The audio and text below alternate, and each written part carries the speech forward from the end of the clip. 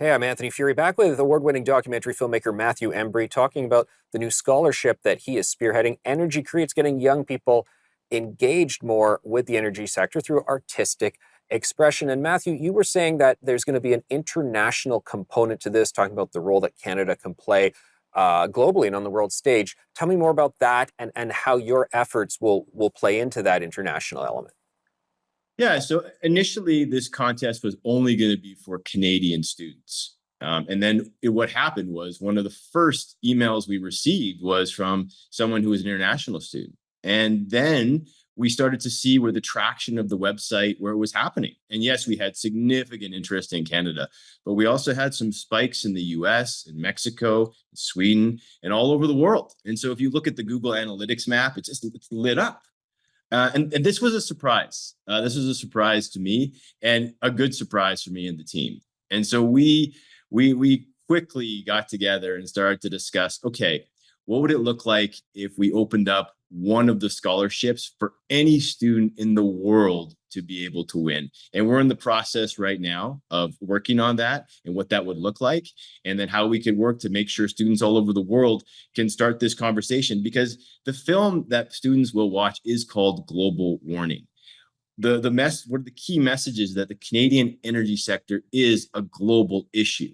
So for us to have people from all over the world, students all over the world, be able to weigh in on this and to reflect back to us their understanding of what the impact of the Canadian energy sector is, I think it's a win for absolutely everybody. Matthew, before your documentary came out, we definitely had a number of high-profile documentaries that were much more, I guess, hostile to the energy sector. We had Al Gore's famous documentary, which is a number of years ago now. Michael Moore has done similar things. We've had a lot of that. Are we going to have more of that, or are we having more of a sea change where we see more content such as Global Warning, your own project? Yeah, I don't know. I mean, that's a really good question. I mean, I think that even though we filmed the documentary about 4 or 5 years ago now, what we shot is still very relevant today. And I think that there was a significant amount of media that did come out during a certain time that really had, one narrative that was really in the mainstream. And I think that, again, you said it earlier in this interview, the pendulum is swinging a bit.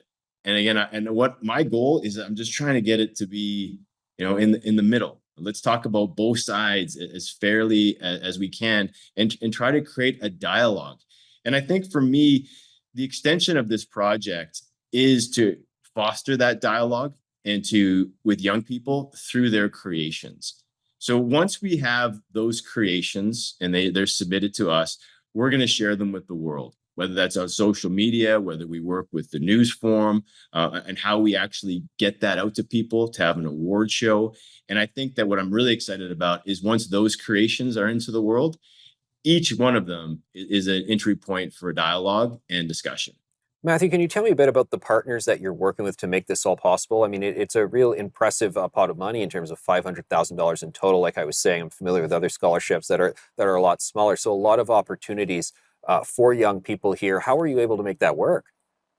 Well, once I created the project, it was about raising the money to be able to do this. And I think what I did is I just, again, like anyone else would, and I come from the film world, so we create the vision, we create the understanding how we're going to implement this, and it was no different than that.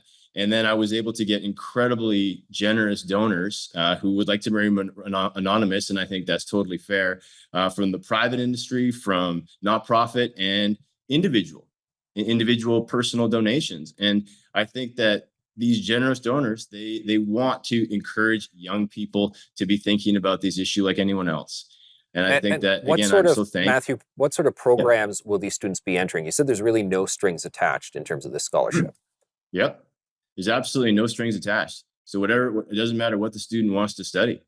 They can study whatever they want. And wherever they want. Our goal is to, again, no strings attached. That's key for us. And we want young people to be able to make those personal choices, and for us to be hands off. It's their ideas where they want to go now and into the future. So you're sort of identifying young people who have this passion and appreciation for the issue and saying not so much, we want to give you a scholarship to do this field of study, but that we believe in you and we believe in your spirit. So, go out there and do your thing.